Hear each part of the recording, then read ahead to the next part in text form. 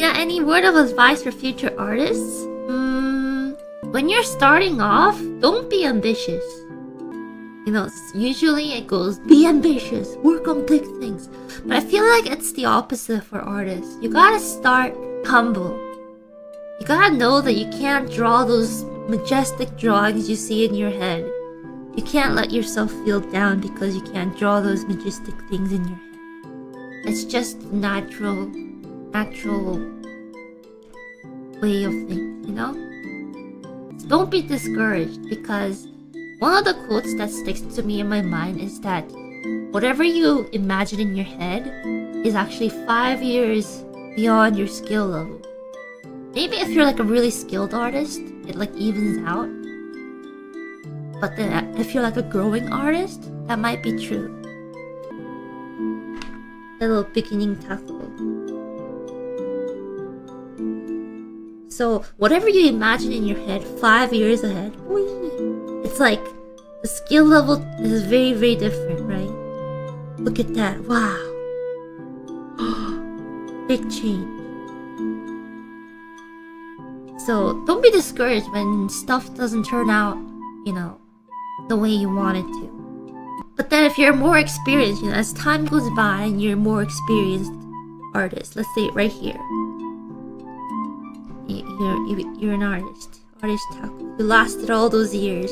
You survived. You now have a fancy artist hat.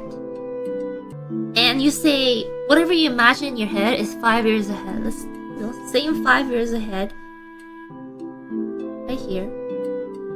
But the overall, you know, difference between this is not as big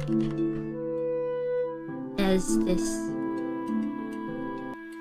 You know, you build up the skill, whatever you imagine is 5 years ahead, but you still try to put everything you have, every skill that you have, into whatever you want to portray, I guess.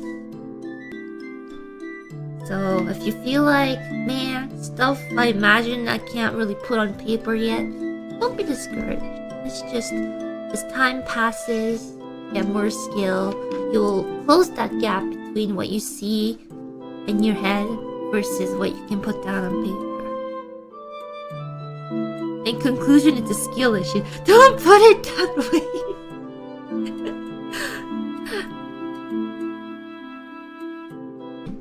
Makes you keep the will to draw. I'm a beginner, even if I want to learn at the bottom of my heart, it's not easy to keep that in mind.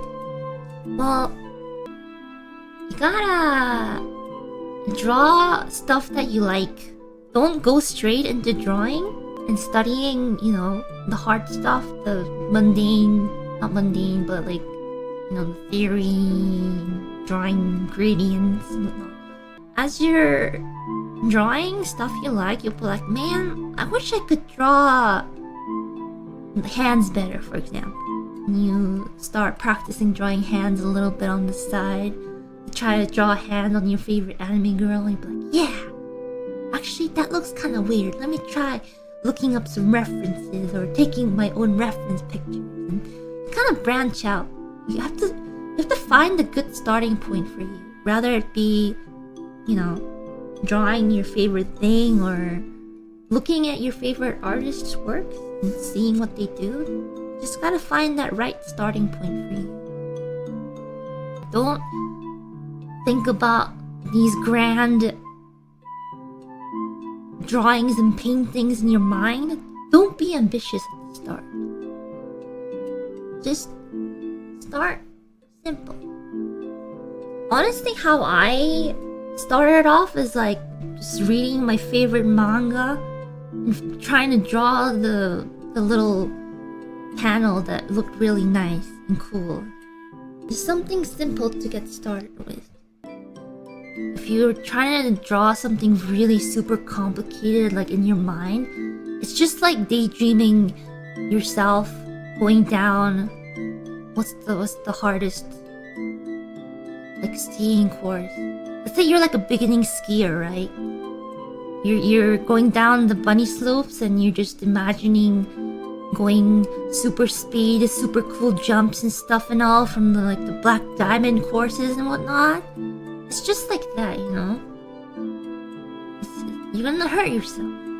You gotta go slow. You gotta start from the bunny hills. You know, there might be some people, definitely not Ina, who falls down on bunny slopes and hurts her tailbone. But you gotta start somewhere.